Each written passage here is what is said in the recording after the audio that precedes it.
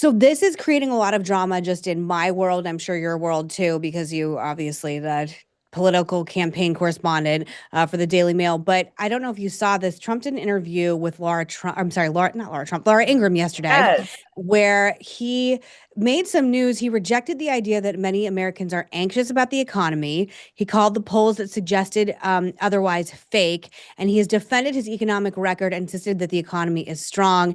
And then he had this whole conversation about H-1B immigrants and H-1B visas. That's when people coming from other countries come Yeah. here with those visas to work here. It's very controversial piece of legislation. Can we play clip 12 so we can see the clip of Trump and Laura Ingraham? Thank you.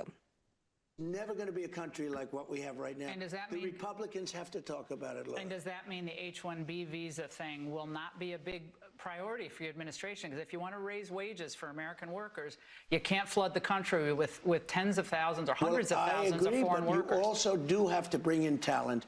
When we have plenty of talented people no, you here. Don't. No, you don't. We don't have talented people here? No, you don't have.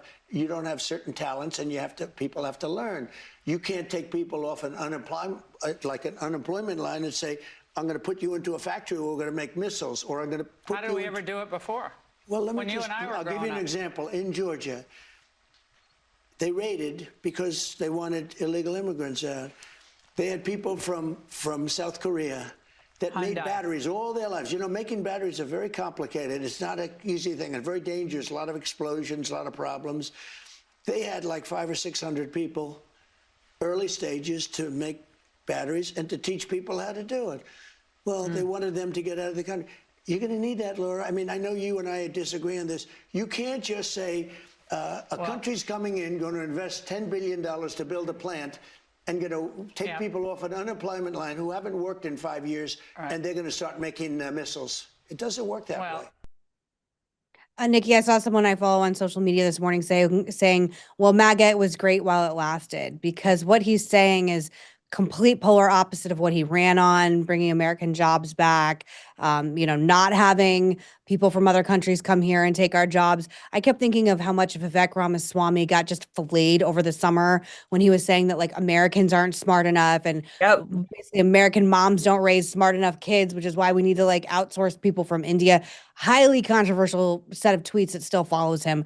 What is Trump doing? Because even I'm very confused by this. So this was the original fight between Elon Musk and Steve Bannon. Remember, it was over H-1B visas and whether or not we should be bringing in immigrant talent. And it, like, nevertheless, it persists, right? I mean, you have to think about who Trump's constituency right now is. You obviously have MAGA, but he has also become very close and cozy with a lot of these, the tech giants. And the tech giants tend to want, H-1B visas. So he's sort of become caught between these two worlds of, his sort of MAGA base and, his sort of newfound love with all the tech titans. And I think that's what you're seeing. I think that's really spot on. And I also, there's a internal fracture just culturally between the tech, like libertarian bros and then the classic conservatives. And I think part of the skepticism is this. I have very mixed feelings on H-1B1 visas. I think it's gone too far. And I do not believe with the conceit that there aren't Americans smart enough to do these jobs. But do you think this will impact him? Obviously, the last special elections in New Jersey and Virginia and New York were horrible for Republicans. Do you think this will have long-term impact? Because I'm seeing really mad, traditionally MAGA folks. Even Laura was like, what are you talking about? Interviewing him. They seem pretty upset by this. Yeah, and I mean, another section of that interview is Trump was sort of arguing that we needed to keep the university and college system going by bringing in a bunch of foreign students. And Laura Ingraham was like, well, like, why? Why should we do that? And then Trump basically was like, well, I created MAGA, and so I know what's best for MAGA, and this is good for MAGA. And so I think that he thinks that, because he created MAGA, that, whatever policies he decides to sort of go with, his base will follow. I just don't know if that's necessarily true. And we will find that out in the midterms, because if MAGA Republicans sit home the same way that they did in Virginia and New Jersey, you're going to see the House of Representatives easily go to the Democrats next year.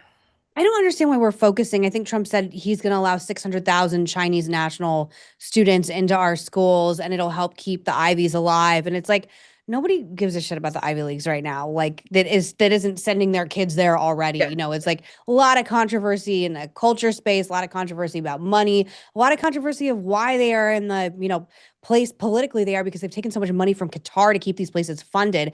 I don't want Chinese spies being filtered through our education system, which is something that is like there's many accusations that is what it's being used for. I don't understand who this President Trump is. Again, it's like the anathema of how he campaigned. I don't know. Go ahead, It Maureen. goes Sorry. to prove just how out of touch he is with what's actually going on day to day in real people's lives when people are living paycheck to paycheck. People are not even getting paychecks. Yeah. So where is his focus? What is he actually doing? What is he working on? What is he doing to make people's lives better? It's like we spoke with Essie on Monday. If people aren't feeling that things are better, then everything is trash. So what is the plan to move forward and make things better?